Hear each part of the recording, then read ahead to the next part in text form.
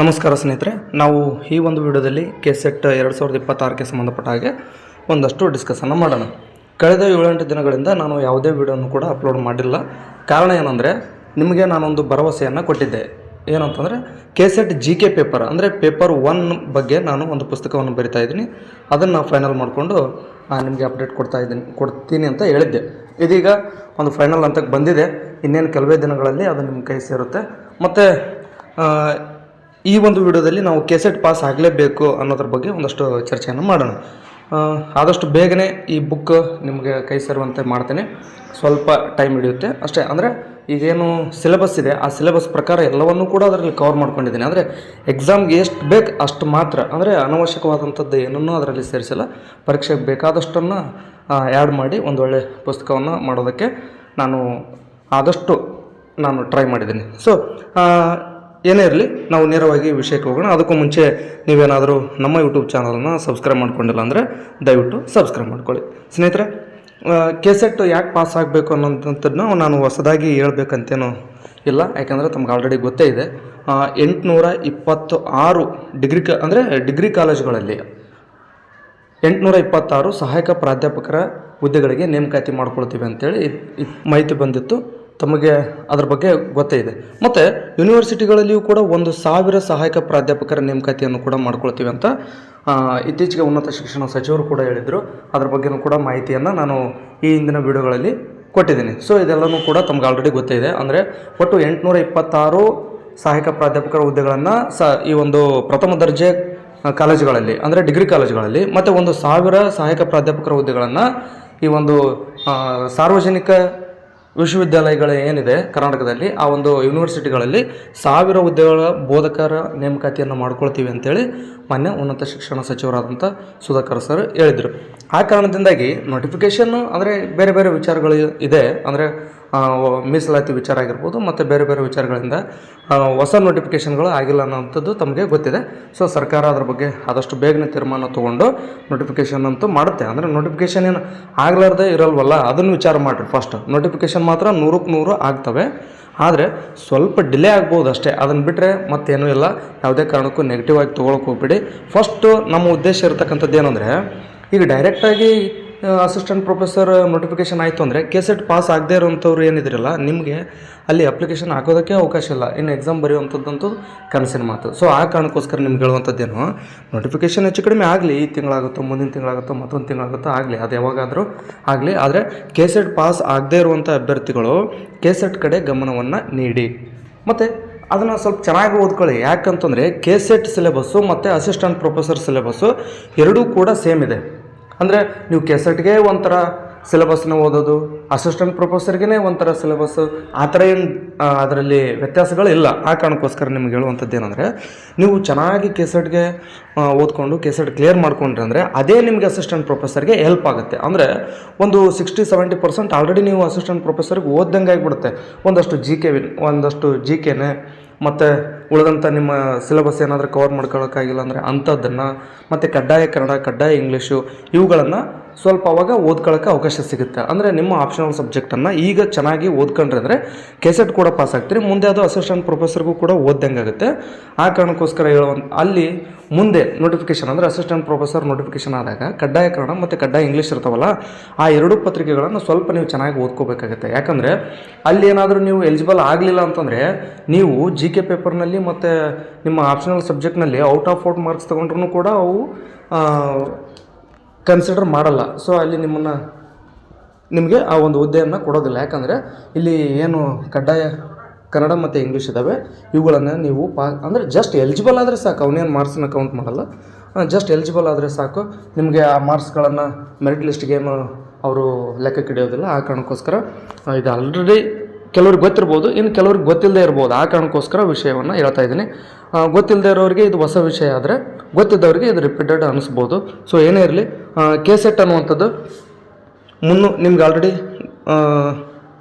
ಗೊತ್ತಿದೆ. ಏನು ಅಂತಂದರೆ ಒಟ್ಟು 300 ಅಂಕಗಳಿಗೆ ಈ ಒಂದು ಕೆಸೆಟ್ ಪರೀಕ್ಷೆ ನಡೆಯುತ್ತೆ. GK ಪತ್ರಿಕೆಯಲ್ಲಿ ಅಂದರೆ ಈ ಒಂದು ಜಿ ಕೆ ಪೇಪರು 100 ಮಾರ್ಕ್ಸಿಗೆ ನಡೆದರೆ ನಿಮ್ಮ ಆಪ್ಷನಲ್ ಸಬ್ಜೆಕ್ಟ್ ಏನಿದೆ ಅದು 200 ಅಂಕಗಳಿಗೆ ಎಕ್ಸಾಮ್ ನಡೆಯುವಂಥದ್ದು. ಹಾಗಾದರೆ ಈ ಒಂದು ಫಸ್ಟ್ ಪೇಪರ್ನಲ್ಲಿ 50 ಪ್ರಶ್ನೆಗಳು, ಸೆಕೆಂಡ್ ಪೇಪರ್ನಲ್ಲಿ 100 ಪ್ರಶ್ನೆಗಳು, ಅಂದರೆ ಒಟ್ಟಾರೆ 150 ಪ್ರಶ್ನೆಗಳು, ಅಂದರೆ 150 ಪ್ರಶ್ನೆಗಳು 300 ಅಂಕಗಳು, ಅಂದರೆ ಒಂದು ಪ್ರಶ್ನೆಗೆ 2 ಮಾರ್ಕ್ಸ್ ನಿಮಗೆ ಸಿಗುತ್ತವೆ. ಮತ್ತು ಇಲ್ಲಿ ಯಾವುದೇ ಕಾರಣಕ್ಕೂ ನೆಗೆಟಿವ್ ಇರೋದಿಲ್ಲ. ಮತ್ತು ಈಗ ಆಲ್ರೆಡಿ ಎಕ್ಸಾಮ್ ಡೇಟ್ ಕೂಡ ಅನೌನ್ಸ್ ಆಗಿದೆ.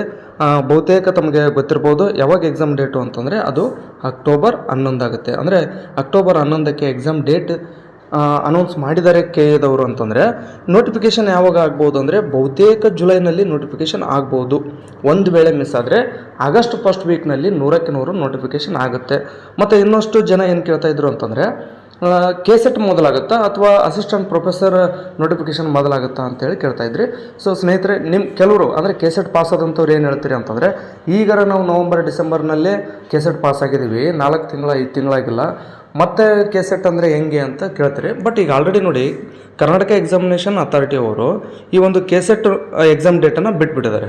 ಮತ್ತು ನೋಟಿಫಿಕೇಷನ್ ಮಾಡೋದಕ್ಕೆ ಏನಾದರೂ 1 ತಿಂಗಳು 2 ತಿಂಗಳು ಡಿಲೇ ಆಯಿತು ಅಸಿಸ್ಟೆಂಟ್ ಪ್ರೊಫೆಸರ್ದು ಅಂತಂದರೆ ಈ 1-2 ತಿಂಗಳಲ್ಲಿ ನೋಟಿಫಿಕೇಷನ್ ಆಗಿಲ್ಲ ಅಂದರೆ ಖಂಡಿತವಾಗಲೂ ಕೆಸೆಟ್ ನಂತರವೇ ಅಸಿಸ್ಟೆಂಟ್ ಪ್ರೊಫೆಸರ್ ನೋಟಿಫಿಕೇಷನ್ ಆಗುವಂಥದ್ದು. ಯಾಕಂದರೆ 1 ತಿಂಗಳು 2 ತಿಂಗಳು ಅಂದರೆ ಮೇ ಮತ್ತು ಜೂನ್ ಏನಾದರೂ ಮಿಸ್ ಆಯಿತು ಅಂತ ಅಂದ್ಕೊಳ್ಳಿ, ಜುಲೈನಲ್ಲಿ ಅಸಿಸ್ಟೆಂಟ್ ಪ್ರೊಫೆಸರ್ ನೋಟಿಫಿಕೇಷನ್ ಆಗಿಬಿಡುತ್ತೆ. ಅಸಿಸ್ಟೆಂಟ್ ಪ್ರೊಫೆಸರ್ ಅಲ್ಲ, ಕೆಸೆಟ್ ನೋಟಿಫಿಕೇಷನ್ ಆಗಿಬಿಡುತ್ತೆ ಜುಲೈ ಅಥವಾ ಆಗಸ್ಟ್ ಫಸ್ಟ್ ವೀಕಲ್ಲಿ. ಮತ್ತು ಈ ರೀತಿ ಒಂದು ಎಲಿಜಿಬಲ್ ಟೆಸ್ಟನ್ನು ಮುಂದೆ ಇಟ್ಕೊಂಡು ಅದಕ್ಕೆ ಸಂಬಂಧಪಟ್ಟಂಥ ಹುದ್ದೆಯ ಒಂದು ನೋಟಿಫಿಕೇಷನನ್ನು ಮಾಡುವಂಥದ್ದು ಕಷ್ಟ. ಒಂದು ವೇಳೆ ಮಾಡಿದ್ರೂ ಕೂಡ ಯಾರೆಲ್ಲ ಆ ಒಂದು ಅವಧಿಯಲ್ಲಿ ಕೆಸೆಟ್ ಬರಿತೀರಿ ಅಂಥವ್ರಿಗೆ ಮತ್ತೊಮ್ಮೆ ಅರ್ಜಿಯನ್ನು ಸಲ್ಲಿಸೋದಕ್ಕೆ ಒಂದು 8 ದಿನನೂ 10 ದಿನವೂ ಬೇಕಾದರೆ ಡೇಟ್ ಕೊಡ್ಬೋದು. ಮತ್ತು ನೋಟಿಫಿಕೇಷನ್ ಏನು ಆಗೋದೇ ಇಲ್ಲ ಅಂತ ನಾನು 100ಕ್ಕೆ 100 ಹೇಳಲ್ಲ. ಒಂದು ವೇಳೆ ನೋಟಿಫಿಕೇಷನ್ ಆದ್ರೂ ಕೂಡ ಈಗ ನೋಡಿ ನಾನು ಹೇಳುವಂಥದ್ದು ಏನಂದರೆ ಜುಲೈನಲ್ಲಿ ಉದಾಹರಣೆಗೆ ನೀವು ತಿಳ್ಕೊಳ್ಳಿ, ಜುಲೈ ಎಂಡಿಗೆ ಅಥವಾ ಆಗಸ್ಟ್ನಲ್ಲಿ ಏನು ಕೆಸೆಟ್ ನೋಟಿಫಿಕೇಷನ್ ಆಯಿತು ಅಂತ ಅಂದ್ಕೊಳ್ಳಿ. ಅದೇ ಆಗಸ್ಟ್ನಲ್ಲಿ ಏನಾದರೂ ಅಸಿಸ್ಟೆಂಟ್ ಪ್ರೊಫೆಸರ್ ನೋಟಿಫಿಕೇಷನ್ ಆಯಿತು ಅಂದರೆ ಆಗ ಅಭ್ಯರ್ಥಿಗಳು ಏನು ಮನವಿಯನ್ನು ಮಾಡ್ಕೊಳ್ತಾರೆ ಅಂದರೆ ಅಕ್ಟೋಬರ್ 11ಕ್ಕೆ ಎಕ್ಸಾಮ್ ಇದೆ, ನಮಗೂ ಅವಕಾಶ ಕೊಡ್ರಿ ಅಂತ. ಆಗ ಕೆ ಎದವರು ಅದನ್ನು ಒಪ್ತಾರೋ ಒಪ್ಪಲ್ವೋ ಅದು ಸೆಕೆಂಡ್ರಿ. ಬಟ್ 2021ರ ಅಸಿಸ್ಟೆಂಟ್ ಪ್ರೊಫೆಸರ್ ನೋಟಿಫಿಕೇಷನ್ಗೂ ಕೂಡ ಹೀಗೆ ಆಗಿತ್ತು. 2022ರಲ್ಲಿ ಈ ಒಂದು ಕೆಸೆಟ್ ಎಕ್ಸಾಮ್ ಬರೆದಂಥವ್ರಿಗೆ ಮತ್ತೇನು ಮಾಡಿದ್ರು ಅಂದರೆ ಡೇಟನ್ನು ಕೊಟ್ಟರು. ಒಂದು 10-12 ದಿನ ಕೊಟ್ಟಿರ್ಬೋದು ಹೆಚ್ಚು ಕಡಿಮೆ. ಅದು ಕೊಟ್ಟಿರೋದು ಅಂದರೆ ಕೆಸೆಟ್ ಪಾಸ್ ಆದಂಥವ್ರಿಗೆ ಡೇಟ್ ಕೊಟ್ಟು ಅಪ್ಲಿಕೇಶನನ್ನು ಹಾಕೋದಕ್ಕೆ ಅವಕಾಶ ಕೊಟ್ಟಿರೋದಂತೂ ನಿಜ. ಅದು 8 ದಿನನೋ 10 ದಿನನೋ ನನಗೆ ಅಷ್ಟು ಪರ್ಫೆಕ್ಟಾಗಿ ನೆನಪಿಲ್ಲ. ಆದರೆ ಅವಕಾಶ ಅಂದರೆ ಅಷ್ಟೊತ್ತಿಗೆ ಆಗಲೇ ಏನಾಗಿತ್ತು ಅಂದರೆ ಅಸಿಸ್ಟೆಂಟ್ ಪ್ರೊಫೆಸರ್ ನೋಟಿಫಿಕೇಷನ್ ಹೊರಡಿಸಿ ಅಪ್ಲಿಕೇಶನ್ ಹಾಕುವಂಥ ಎಲ್ಲ ಡೇಟ್ ಮುಗಿದೋಗಿತ್ತು. ಅದಾಗಿ ನಂತರ ಏನಾಯಿತು ಅಂದರೆ ಕೆಸೆಟ್ ರಿಸಲ್ಟ್ ಬಂತು. ಕೆಸೆಟ್ ರಿಸಲ್ಟ್ ಬಂದಾದ ನಂತರ ಅಭ್ಯರ್ಥಿಗಳು ಮನವಿಯನ್ನು ಮಾಡಿಕೊಂಡ್ರು, ನಾವು ಕೂಡ ಕೆಸೆಟ್ ಪಾಸ್ ಆಗಿದ್ದೀವಿ, ನಮಗೆ ಅಪ್ಲಿಕೇಶನ್ ಹಾಕೋದಕ್ಕೆ ಅವಕಾಶ ಕೊಡಿ ಅಂತ ಮನವಿಯನ್ನು ಮಾಡಿಕೊಂಡ್ರು. ಆಗ ಕೆ ಎದವ್ರು ಏನು ಮಾಡಿದರು ಅಂದರೆ ಒಂದು 8-10 ದಿನಗಳ ಕಾಲ ಹೆಚ್ಚಿಗೆ ಅವಕಾಶವನ್ನು ಕೊಟ್ಟಿದ್ದರು. ಸೊ ಇದು ನನಗೆ ನೆನಪಿರ್ತಕ್ಕಂಥ ಮಾಹಿತಿ. ಇದು 100% ನಿಜನೇ. ಮತ್ತು ಇದೇನು ಸುಮ್ಮನೆ ಏನೋ ಹೇಳ್ತಾ ಇದ್ವಿ ವಿಡಿಯೋಗೋಸ್ಕರ ಅನ್ಕೊಳಕ್ಕೆ ಹೋಗ್ಬೇಡಿ, ಇದು ನಿಜ. ಆ ಕಾರಣಕ್ಕೋಸ್ಕರ ಏನಂದರೆ ಜುಲೈನಲ್ಲಿ ಕೆಸೆಟ್ ಆದರೂ ಆಗಲಿ ಅಸಿಸ್ಟೆಂಟ್ ಪ್ರೊಫೆಸರ್ ಆದರೂ ಆಗಲಿ ಒಟ್ಟಾರೆ ಅಸಿಸ್ಟೆಂಟ್ ಪ್ರೊಫೆಸರ್ ಮುಂಚೆನೇ ಆಗಿಬಿಡುತ್ತಾ ಅನ್ನುವಂಥ ಭಯನೇ ಬೇಡ. ಯಾರೆಲ್ಲ ಕೆಸೆಟ್ ಪಾಸ್ ಆಗಿಲ್ವೋ ಅಂಥವ್ರಿಗೆ ಜುಲೈನಲ್ಲಾದರೂ ಅಸಿಸ್ಟೆಂಟ್ ಪ್ರೊಫೆಸರ್ ಆಗಲಿ ಅಥವಾ ಕೆಸೆಟ್ ಆಗಲಿ ಏನೇ ನೋಟಿಫಿಕೇಷನ್ ಆದರೂ ತಲೆ ಕೆಡಿಸ್ಕೊಳಕ್ಕೆ ಹೋಗ್ಬೇಡಿ.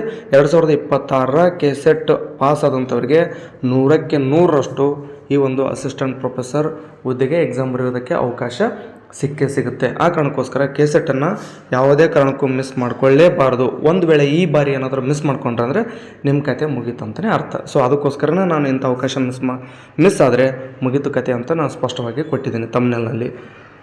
ಇಲ್ಲಿ ಗಾಬರಿಗೊಳಿಸುವಂಥ ವಿಚಾರ ಅಲ್ಲ, ನಿಮ್ಮನ್ನು ಮೋಟಿವೇಟ್ ಮಾಡಬೇಕನ್ನೋ ಉದ್ದೇಶಕ್ಕೋಸ್ಕರನೇ ಈ ರೀತಿ ಕೊಟ್ಟಿರ್ತಕ್ಕಂಥದ್ದು. ಅಂದರೆ ನೀವು ಓದಲೇಬೇಕು, ಕೆಸೆಟನ್ನು ಪಾಸ್ ಆಗಲೇಬೇಕು, ಅಸಿಸ್ಟೆಂಟ್ ಪ್ರೊಫೆಸರ್ ಹುದ್ದೆಗೆ ಎಕ್ಸಾಮ್ ಬರೀಬೇಕಂದ್ರೆ ಇದನ್ನು ನೀವು ಎಲಿಜಿಬಲ್ ಆಗಲೇಬೇಕು. ಆ ಕಾರಣಕ್ಕೋಸ್ಕರ ನಿಮ್ಮ ಒಂದು ಸಿಲೆಬಸ್ ಏನಿದೆ ಅದನ್ನು ಈಗಲಿಂದನೇ ಆರಂಭ ಮಾಡಿ ಜಿ ಕೆನ ಚೆನ್ನಾಗಿ ಓದ್ಕೊಳ್ಳಿ.